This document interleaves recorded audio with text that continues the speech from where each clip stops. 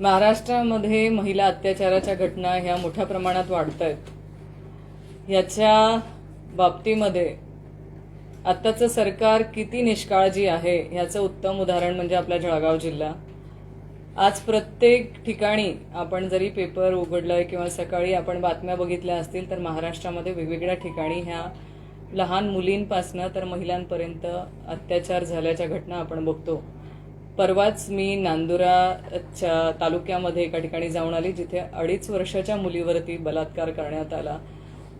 त्याच्यानंतर आपल्या जिल्ह्यामध्ये बघितलं तर भडगावमध्ये एका लहान मुलीवरती अत्याचार करण्यात आला होता. अशा अनेक घटना आपल्या जळगाव जिल्ह्यात देखील झालेल्या आहेत.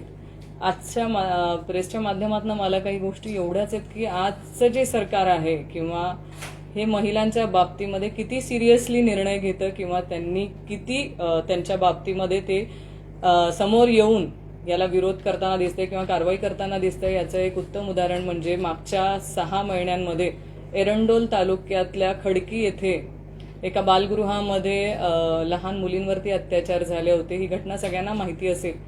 त्या घटनेमध्ये तिथल्या बालगृहामधल्याच केअरटेकरने त्या मुलींवरती वारंवार अत्याचार केले. त्याच्यानंतर त्याला जेल झाली. जी काही कारवाई व्हायची होती त्याच्यावरती ती झाली. त्याच्यानंतर त्या मुलींना बालसुधारगृहामध्ये ठेवण्यात आलं. त्याच्यानंतर त्यांनी जे स्टेटमेंट्स दिलेले आहेत ते स्टेटमेंट्स प्रत्येकाला धक्का लागतील अशा स्टेटमेंट्स आहेत. म्हणजे त्यांच्यावरती ज्या प्रकारामध्ये ते अत्याचार झाल्यानंतर त्यांनी वारंवार आवाज उठवून सांगितलेलं आहे की हे आमच्यावरती असल्या प्रकारे हा माणूस अत्याचार करतोय. ते केल्यानंतर पण जिल्ह्यातली जी आपली बाल कल्याण समिती आहे ह्या समितीच्या सदस्यांना त्या मुलींनी वारंवार ह्या घटनेबाबत सांगितलं आणि 4 महिने या बाल समितीच्या सगळ्या 3 सदस्यांनी ही घटना माहिती असून देखील ती प्रशासनाला कळवली नाही किंवा कार्यतत्परतेने त्या व्यक्तीवरती गुन्हा नोंद व्हावा अशी त्यावेळेस त्यांनी प्रयत्नही केले नाही. जवळजवळ 4 ते 6 महिन्यानंतर ही घटना उघडकीस आली. नंतर त्यांनी ती तक्रार दिली आणि नंतर मग त्या व्यक्तीला जेल मध्ये टाकण्यात आलं. ह्या सगळ्या प्रकारामध्ये बाल समितीच्या वरती देखील ताशेरे ओढण्यात आलेले आहेत. त्याच्यावरती एक वेगळी समिती गठीत करण्यात आली होती. मग त्या समितीने त्यांचा अहवाल सादर केला. त्या सगळ्यांमध्ये हे जे बाल समितीची जी 3 सदस्य आहेत ज्यांच्यावरती आजही गुन्हा नोंद आहे यांच्यावरतीही ताशेरे ओढण्यात आलेले आहे. कारण यांना ह्या घटनेच्या बाबतीमध्ये 4 महिने आधी म्हणजे जेव्हा गुन्हा नोंद झाला त्याच्या 4 महिने आधी ह्या समितीच्या सगळ्या 3 सदस्यांना हा विषय माहिती होता. आणि हे झाल्यानंतर म्हणजे जर त्यांनी पहिलेच काळजी घेतली असती किंवा पहिलेच जर गुन्हा नोंद केला असता तर त्या लहान मुलींवरती जो 4 महिने सतत अत्याचार झाला तो झाला नसता. त्यांना आधी न्याय मिळाला असता. त्यांना घटनेची सिरियसनेस जर त्यांना त्यावेळेस त्यांनी दाखवून त्या मुलींना त्या लहान मुलींना 4 महिने जो त्यांच्यावरती नाहक अत्याचार करण्यात आला ह्याची जबाबदारी घेऊन ह्या समितीच्या सदस्यांचा तात्काळ राजीनामा घेणं आपल्याला अपेक्षित असताना आजही म्हणजे आता त्या घटनेला जवळजवळ 6 महिने झाले. 6 महिने असताना त्या समितीवरती ताशेरे ओढले गेलेले आहेत. त्या समितीवरती त्यांनी म्हणजे त्यांच्यावरती आजही जे गुन्हे नोंद झालेले आहेत त्यातल्या अध्यक्ष आहेत देवयानी गोविंदवार, सदस्य विद्या बोरणारे, सदस्य संदीप पाटील यांच्यावरती भादवी कलम 354, 376, 323, 504, 506 आणि पोक्सो अंतर्गत 4, 5, 6, 8, 9, 19, 21 असे गुन्हे नोंद असताना आणि प्रत्येकाला माहिती आहे पोक्सो कायद्या अंतर्गत ज्यांच्यावरती कारवाई होते त्याला मोठ्या प्रमाणामध्ये ती तात्काळ कारवाई करणं अपेक्षित असतं. कारण हा लहान मुलींचा विषय असतो. आणि अशा असतानाही आजही तीच समिती जळगाव जिल्ह्यामध्ये कार्यरत आहे. त्याच समितीच्या हातात माझ्या जळगाव जिल्ह्यातल्या ज्या बालगृहामध्ये राहणाऱ्या मुली असतील किंवा जे लहान मुलं असतील यांना संरक्षण देण्याचं काम त्यांच्या हातात आहे आणि तेच समितीचे सदस्य आजही कार्यरत आहे. मला संशय आहे की काहीतरी सरकारच्या माध्यमातून त्यांना आश्वस्त केलं गेलं असेल किंवा त्यांना वाचवण्याचा प्रयत्न होतोय. आणि कारण एवढा मोठ्या याच्यावरती त्यांच्यावरती गुन्हे नोंद असताना तात्काळ त्यांचा राजीनामा घेणं अपेक्षित होता राजीनामा तर दूर, त्यांच्यावरती कुठलीही ही जी कारवाई आहे हे सगळं थंड बस्त्यात टाकलं गेलेलं आहे. मी मागच्या आठवड्यामध्ये कलेक्टर साहेबांना देखील भेटले होते. मी त्यांनाही हा विषय विचारला होता की एवढं सगळं असताना आपण त्यांचा अजूनही राजीनामा का घेतला गेला नाही. त्यांनी मला असं सांगितलं हे सगळं वरतून होतंय. आता वरतून कुणाकडून होतंय, कुणाकडनं त्यांना संरक्षण दिलं जातंय ते मला माहित नाही.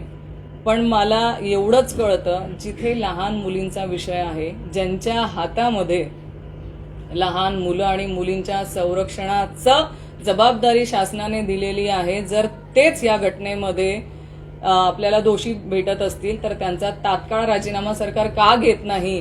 का सरकारला लहान मुलींच्या बाबतीमध्ये आता कुठलीही त्यांची जबाबदारी राहिली नाही? किंवा जे आता म्हणतात बेटी बचाव बेटी पढाव हे फक्त बोलण्यासाठी आहे, त्यांना लहान मुलांबाबतीत मुलींबाबतीत काहीही घेणं देणं नाहीये.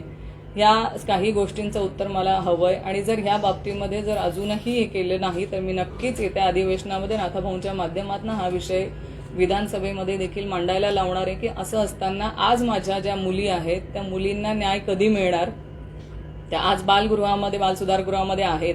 त्यांना अपेक्षित एवढंच आहे की जर यांना माहिती असताना यांनी जर 4 महिने त्या नराधमाने यांच्यावरती अत्याचार केले, आज त्यांची मानसिक स्थिती तुम्ही समजू शकायला पाहिजे होती. आणि ह्या समजून कार्यतत्परतेने यांचा राजीनामा घेणं मला अपेक्षित आहे. आणि मी आदरणीय पालकमंत्री महोदय असतील, आपल्या जिल्ह्याचे अजून 2 मंत्री महोदय आहेत, त्यांनाही विनंती करते की जर तुमच्या स्वतःच्या जिल्ह्यामध्ये अशा प्रकारे जर आम्ही मुली सुरक्षित नसू तर तुम्ही लोक इथे असून आम्हाला उपयोग काय? आणि तुम्ही आम्हाला आज जे बेटी बचाव बेटी पढावच्या माध्यमातून किंवा महिला आरक्षणाच्या माध्यमातून जे काही तुम्ही महाराष्ट्राला गवगवा करतायत की आम्ही महिलांच्या पाठीशी आहे, तर मला ते दिसत नाहीये. माझ्या आज जळगाव जिल्ह्यातल्या मुली महिला सुरक्षित नाहीयेत आणि आम्हाला न्याय हवाय.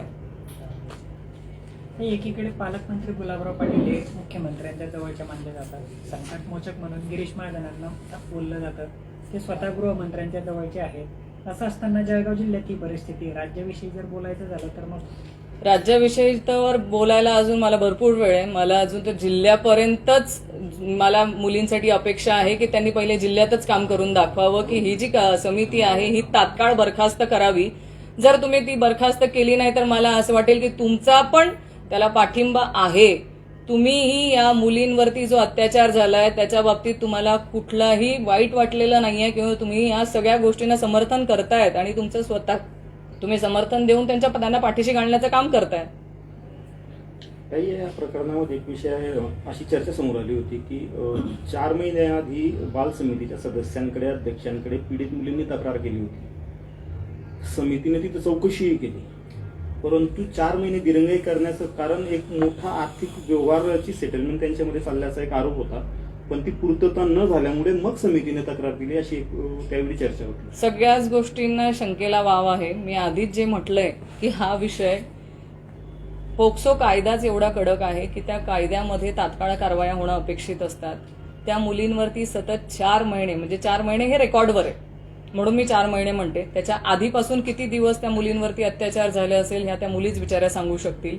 त्यांनी त्यांच्या स्टेटमेंटमध्ये हे सगळं दिलेलं आहे. हे सगळं दिल्यावर त्यांनी कुठल्या कुठल्या प्रकारे कुणाकुणाला जाऊन मदत मागितली हे त्यांनी त्या स्टेटमेंटमध्ये दिलेलं आहे. तुम्ही जो संशय व्यक्त करताय तो संशय मला देखील आहे. म्हणूनच मी म्हणते की एवढे दिवस पोक्सो कायद्याअंतर्गत त्यांच्यावर गुन्हा नोंद झाल्यावरही ही जी समिती आहे ही समिती बरखास्त का झाली नाहीये?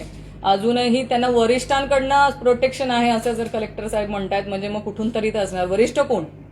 मग वरिष्ठ कोण? तर मग वरिष्ठ जर आहेत तर काहीतरी तर निर्णय काळं बोरं काहीतरी झालेलं दिसतंय. म्हणून आज मला या प्रेसच्या माध्यमातून मी सगळ्यांना विनंती करणार आहे की आज त्यांचा तात्काळ राजीनामा घेण्यात यावा.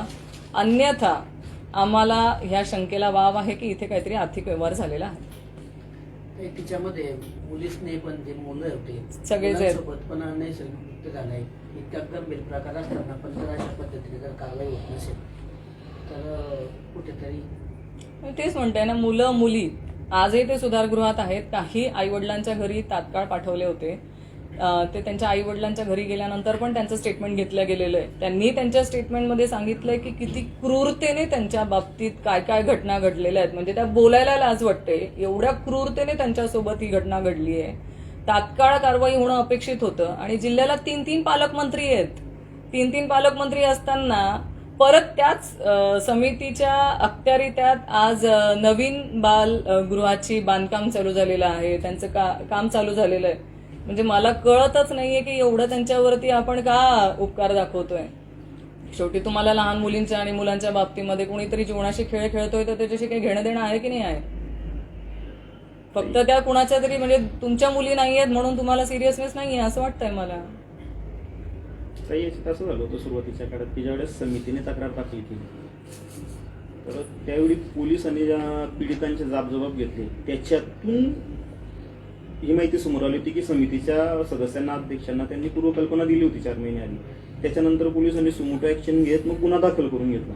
मग त्याच्यानंतर तुम्ही जसं म्हणताय की त्यांचा राजीनामा घेतला गेला आणि त्याच्यावर काहीतरी राजकीय दडपण किंवा राजकीय आहे का कोणाचं समर्थन? आहेच ना, दडपण आहेच. त्याच्यानंतर ही घटना घडली, कंप्लेंट दाखल झाली, त्याच्यानंतर ही एक मला वाटतं 5 व्यक्तींची समिती गठीत झाली होती. त्या समितीमध्ये पण ह्या अहवालात सगळं स्पष्ट दिलेलं आहे. कलेक्टर महोदयांनी देखील त्यांचा अहवालवरती दिलेला आहे ह्या घटनेसंदर्भामध्ये. तरीही यांच्यावर कारवाई होत नाही आणि 2-3 ठिकाणी काही कंप्लेंट पण त्या समितीतले जे इतर सदस्य आहेत त्यांनीही वरिष्ठांकडे तक्रार केलेली आहे. आणि यांचे हे जे आत्ताचे अध्यक्ष आहेत, समितीचे अध्यक्ष आणि त्यांच्यासोबत जे 2 लोक आहेत ते सरळ म्हणतात की माझं कोणी काही उखडून घेऊ शकणार नाही, तुम्हाला वाटेल तिकडे कंप्लेंट करा. म्हणजे त्यांना वरतून कुठून तरी मदत असल्याशिवाय ते एवढं स्टेटमेंट देऊच शकत नाही. आणि त्यांच्याच हातात तुम्ही आता लहान मुलांचं आणि मुलींचं भविष्य देतात. मला तर कीव वाटते हो सरकारची की असं कसं तुम्ही करू शकतात. म्हणजे आजही ते सेक्युअर्ड नाही आहेत ना. याच्यातले बरेचसे मुलं होते पण ते तक्रारीसाठी समोरच येऊ शकले नाही. त्याच्यामध्ये त्यांनी ही जेव्हा घटना पुढे आली ना तर हे जी काही मुलं तिथे बालगृहामध्ये होती त्यातली सगळी बऱ्याचपैकी त्यांनी आईवडिलांकडे पाठवून दिली. आजही निर्णय घेताना तुम्हाला ज्या मुलांच्या बाबतीमधले काही निर्णय घेत असताना की त्यांना कुठे ठेवलं पाहिजे, आश्रमशाळेत ठेवलं पाहिजे काय, कुठे ठेवलं पाहिजे, या सगळ्या बाबतीमध्ये हे लोक दादागिरी करून हे बालगृहात कसे जातील वगैरे याच्यासाठी ते प्रयत्न करतात. ऍक्च्युअली मुलांच्या बाबतीमध्ये, लहान मुलांच्या बाबतीमध्ये कायदा खूप कडक आहे. त्याचे सगळे कायदे आणि त्यांनी दिलेल्या नोटिंग ह्या तुम्ही फॉलोच केल्या पाहिजे. जर त्या कुठेही तुम्ही ब्रेक करत असाल तर यांच्यावरती स्वतः एवढे गुन्हे असताना कारवाई तात्काळ व्हायलाच हवी होती. पण ती झाली दिसत नाहीये. हे वरिष्ठांच्या मर्जीशिवाय शक्य नाही. या पुढची भूमिका काय असणार या बाबत? आम्ही हा विषय लावून धरणार आहे. जोपर्यंत हे जर समितीच्या सदस्यांचा राजीनामा घेत नसतील, त्या अध्यक्षांचा राजीनामा घेत नसतील, या विधानसभेमध्ये देखील भाऊंना हा प्रश्न या येत्या अधिवेशनामध्ये मांडायला लावणार आहे.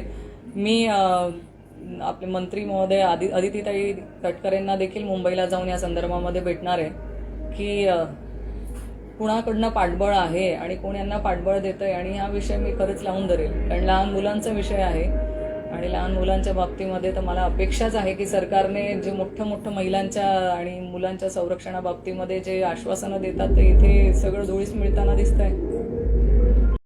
गांधी तीर्थ, निसर्गाच्या सानिध्यात महात्मा गांधींच्या जीवनावरील जगातील पहिले मल्टीमीडिया म्युझियम. आजच भेट द्या. गांधी तीर्थ, जैन हिल्स, जळगाव. अधिक माहितीसाठी www.gandhifoundation.net वर व्हिजिट करा.